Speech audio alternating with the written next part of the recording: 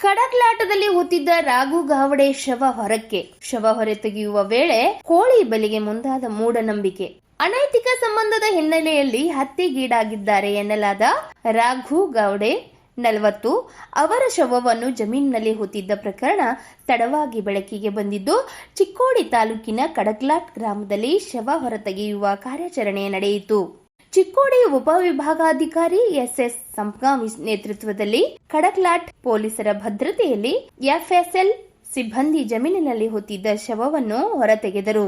ಪ್ರಕರಣಕ್ಕೆ ಸಂಬಂಧಿಸಿದಂತೆ ರಾಘು ಅವರ ಪತ್ನಿ ಬಂಗಾರಿ ಗೌಡೆ ಹಾಗೂ ಆಕೆಯ ಪ್ರಿಯಕರ ರಾಮಾರಾಣ್ಗೆ ಅವರನ್ನು ಪೊಲೀಸರು ವಶಕ್ಕೆ ಪಡೆದು ವಿಚಾರಣೆ ನಡೆಸಿದ್ದಾರೆ. ಪತ್ನಿಯ ಅನೈತಿಕ ಸಂಬಂಧಕ್ಕೆ ಪತಿ ರಾಘು ಅಡ್ಡಿಯಾಗಿದ್ದ ಹಿನ್ನೆಲೆಯಲ್ಲಿ ಇಬ್ಬರು ಸೇರಿ ಹತ್ಯೆ ಮಾಡಿ ಶವವನ್ನು ಜಮೀನಿನಲ್ಲಿ ಹೂತಿದ್ದರು ಎಂಬ ಆರೋಪ ಕೇಳಿ ಬಂದಿದೆ. ಕುರಿ ಮೇಯಿಸಿಕೊಂಡು ಜೀವನ ಸಾಗಿಸುತ್ತಿದ್ದ ರಾಘು ಅವರ ಹತ್ಯೆ ಘಟನೆ ಸುಮಾರು 6 ತಿಂಗಳ ಹಿಂದೆ ನಡೆದಿದ್ದು, ಇದೀಗ ಪ್ರಕರಣ ಬೆಳಕಿಗೆ ಬಂದಿದೆ. ಇನ್ನು ಶವ ಹೊರತೆಗೆಯುವ ಕಾರ್ಯಾಚರಣೆಗೂ ಮುನ್ನ ಸ್ಥಳದಲ್ಲಿ ಕೋಳಿ ಬಲಿ ನೀಡಲು ಕೆಲವರು ಮುಂದಾಗಿರುವುದು ಕಂಡು ಬಂದಿದ್ದು, ಇದು ಮೂಢನಂಬಿಕೆಯ ಘಟನೆಗೆ ಸಾಕ್ಷಿಯಾಯಿತು. ಮಾಧ್ಯಮ ಪ್ರತಿನಿಧಿಗಳು ಚಿತ್ರೀಕರಿಸುತ್ತಿರುವುದನ್ನು ಗಮನಿಸಿದ ಬಳಿಕ ಕೋಳಿಯನ್ನು ವಾಪಸ್ ಕರೆದೊಯ್ಯಲಾಯಿತು. ಆರೋಪಿಗಳಿಂದ ಮಾಹಿತಿ ಪಡೆದುಕೊಂಡ ಬಳಿಕ ಎಫ್ಎಸ್ಎಲ್ ಸಿಬ್ಬಂದಿ ಶವ ಹೊರತೆಗೆದು ಮುಂದಿನ ತನಿಖೆಗೆ ಅಗತ್ಯ ಸಾಕ್ಷ್ಯಗಳನ್ನು ಸಂಗ್ರಹಿಸಿದರು.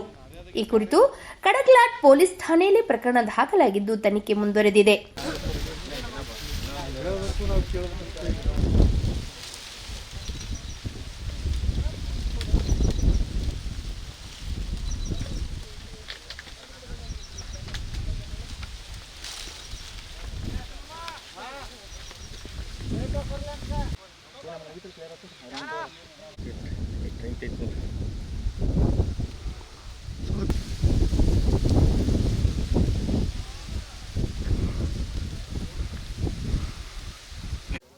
ಸರ್, ಈಗ ನಾವು ಕಂಪ್ಲೇಂಟ್ ಕೊಟ್ಟಿದ್ದೀವಿ ರೀ.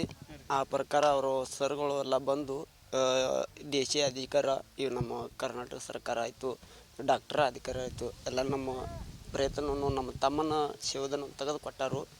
ಅವರಿಗೆ ಅಂತೂ ನಾವು ತುಂಬ ಧನ್ಯಗಳು ಅಂತೀವಿ ಸರ್. ಆರೋಪಿಗಳು ರಾಮಾರಾಣಿಗೆ ಮತ್ತು ಬಂಗಾರಿ ಗೌಡೆ. ನಮ್ಗೆ ಒಟ್ಟು ಅವರು ಕಂಪ್ಲೇಂಟ್ ಕೊಡಕ್ಕೆ ಹೋದ್ರೂ ಅವ್ರು ಒಟ್ಟು ಕಂಪ್ಲೇಂಟೇ ಮಾಡಿಬಿಡುವಾರ್ರಿ.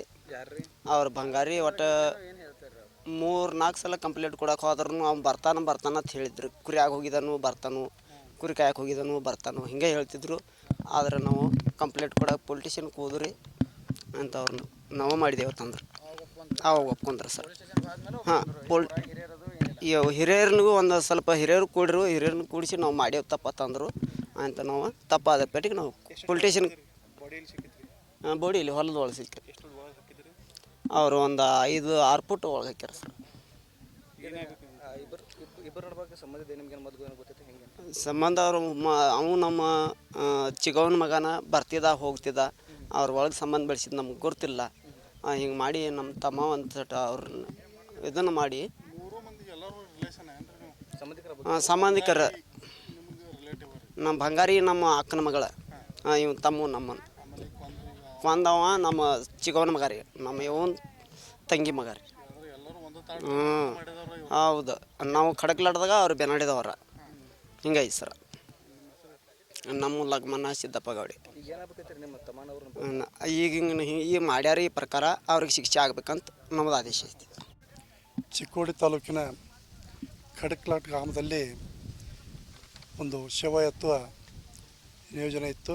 ಇದನ್ನು ಗೌರವಾನ್ವಿತ ನ್ಯಾಯಾಲಯ ಚಿಕ್ಕೋಡಿ ಇವರ ಆದೇಶ ದಿನಾಂಕ 10/8/2026 ನಾವು ಫ್ಲೋರೆನ್ಸಿಕ್ ಡಾಕ್ಟರು ಮತ್ತು ಆರೋಗ್ಯ ಅಧಿಕಾರಿಗಳು ಹಾಗೂ ಪೊಲೀಸ್ ಅಧಿಕಾರಿಗಳೊಂದಿಗೆ ಇವತ್ತಿನ ದಿವಸ ಕಡಕ್ಲಾಟ್ ಗ್ರಾಮಕ್ಕೆ ನಾವು ಬಂದಿದ್ದೀವಿ. ಇಲ್ಲಿರ್ತಕ್ಕಂತಹ ರಾಘು ಸಿದ್ದಪ್ಪ ಗೌಡೆ ಅಂತಕ್ಕಂಥವರು ರಾಘು ಸಿದ್ದಪ್ಪ ಗೌಡೆ ಅನ್ನೋರವರು ಮರಣ ಹೊಂದಿದ್ದಾರೆ. ಅವ್ರನ್ನ ಏನೈತಿ ಯಾರು ಇಂಟಿಮೇಷನ್ ಮಾಡಲಾದೆ ರಾಮ ಮಾಯಪ್ಪ ರಾಣಿಗೆ ಮತ್ತು ಬಂಗಾರಿ ರಾಘು ಗೌಡೆ ಅಂತಕ್ಕಂಥವ್ರು ಏನೈತಿ ಅವ್ರನ್ನ ಉಗಿದಿದ್ದಾರೆ ಅಂತಕ್ಕಂಥ ಒಂದು ಮಾತನ್ನು ಕೇಳಿಬಂತು. ಅದರ ಪ್ರಕಾರ ಏನೈತಿ ಲಗಮಣ್ಣ ರಾಘು ಅಣ್ಣ ಏನಿದ್ದಾನೆ ಲಗಮಣ್ಣ ಸಿದ್ದಪ್ಪ ಗೌಡೆ ಅನ್ನೋರು ಕಂಪ್ಲೇಂಟ್ ಕೊಟ್ಟಿರೋದ್ರ ಮೂಲಕವಾಗಿ ಗೌರವಾನ್ವಿತ ನ್ಯಾಯಾಲಯ ಅದು ಡೆಡ್ ಬಾಡಿಯನ್ನು ಹೊರಗಡೆ ತೆಗೆದು ಪಂಚನಾಮ ಮಾಡುವಂತೆ ತಿಳಿಸಲಾಗಿತ್ತು.